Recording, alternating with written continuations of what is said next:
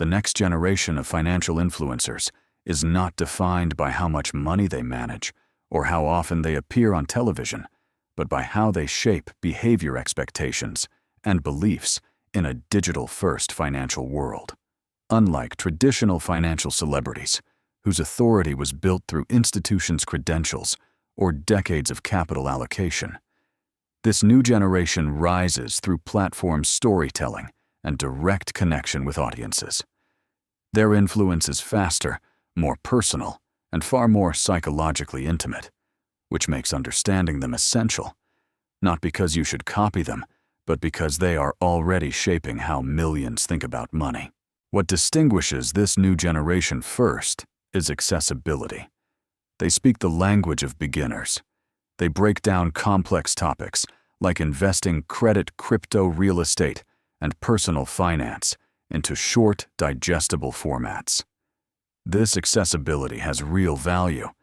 For many people, these influencers are the first reason they ever open a brokerage account, start saving, or question debt-driven lifestyles. They lower the barrier to entry in a system that historically excluded or intimidated outsiders. In this sense, the next generation of financial influencers has democratized financial curiosity. However, accessibility alone does not define influence. The deeper shift lies in how trust is built. Traditional finance relied on distance. Credentials, titles, and track records created authority.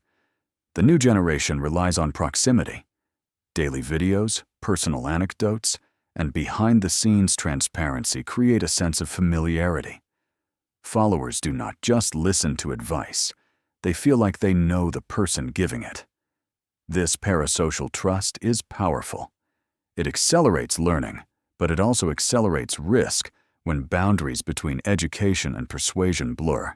Another defining trait is their narrative-driven approach. Many next-generation influencers frame finance through stories of transformation, quitting jobs, achieving freedom, or escaping the system. These narratives resonate deeply in a world marked by economic anxiety and distrust of institutions. They make finance feel emotional rather than abstract. The danger, however, is that narratives compress time. They emphasize outcomes, while often underrepresenting boredom, failure, and long periods of stagnation. Financial influence becomes aspirational before it becomes instructional. The platforms themselves also shape who rises. Algorithms reward consistency, confidence, and engagement. Nuance, caution, and uncertainty are harder to sustain in this environment. As a result, the next generation of influencers often develop strong opinions early, sometimes before their ideas have been tested by full market cycles.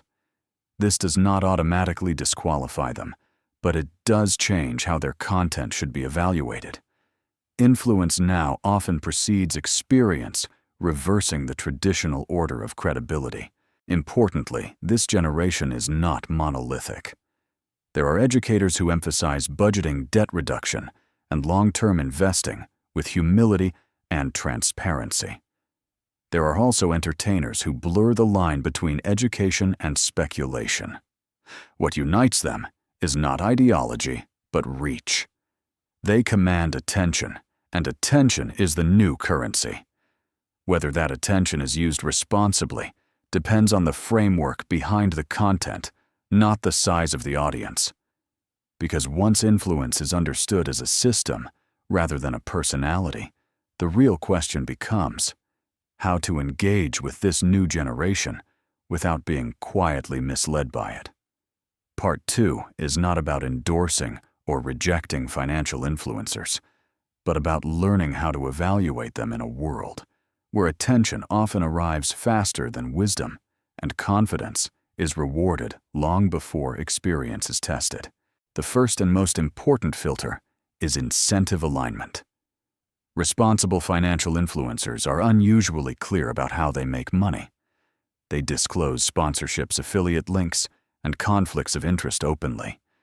They do not hide monetization behind vague claims of just sharing value. This transparency matters because incentives shape behavior. When an influencer's income depends primarily on engagement or product sales, there is constant pressure to be exciting. Those worth listening to actively resist that pressure by slowing down, qualifying their advice, and reminding audiences that outcomes are uncertain. Another critical signal is how an influencer talks about risk and loss. Irresponsible voices focus almost exclusively on upside. Responsible ones normalize drawdowns, mistakes, and boredom. They explain not only how money can be made, but how it can be lost, and how emotionally difficult that loss can be. They show what they did wrong, not just what worked. In finance, credibility is not built by success alone, but by honest accounting of failure. Influencers who have never publicly been wrong are not experts. They are performers protected by short time horizons. A third filter is time, horizon honesty. Many next-generation influencers speak in the language of long-term investing while showcasing short-term results. This mismatch creates unrealistic expectations. Responsible influencers are explicit about time. They repeat often to the point of boredom that progress is slow, uneven, and frequently invisible. They resist posting daily performance updates and avoid framing finance as a fast escape. When patience is emphasized more than profit, you are closer to education than entertainment. Another powerful indicator is whether an influencer discourages dependency. The healthiest voices encourage viewers to learn independently, read primary sources, and question what they hear, including what the influencer themselves says. They do not present themselves as the final authority. They point outward rather than inward. This behavior is rare in an attention economy, and that rarity is precisely what makes it valuable. Financial education should create autonomy, not followers. It is also essential to observe how influencers behave during downturns. Bull markets are forgiving. Everyone looks intelligent. The real test comes when markets fall, narratives break, and confidence is punished. Responsible influencers slow down during these periods. They reduce posting frequency, lower certainty, and shift toward emotional guidance rather than tactical advice. Irresponsible ones double down, increase volume, and raise conviction. The difference reveals whether the influencer is managing risk or managing attention. There is also a generational responsibility on the audience side. The next generation of financial influencers exists because audiences reward speed, clarity, and optimism. Algorithms reflect demand. This means that being a wise consumer of financial content is now part of financial literacy itself. Choosing slower voices, tolerating uncertainty, and resisting comparison are not passive acts. They are deliberate defenses against manipulation. When viewed clearly, the next generation of financial influencers is neither a savior nor a threat. It is a mirror. It reflects how society learns whom it trusts and what it rewards.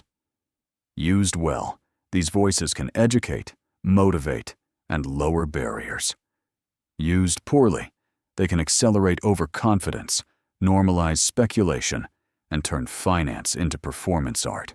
The lasting lesson is this: in an attention-driven financial world, discernment is the new edge.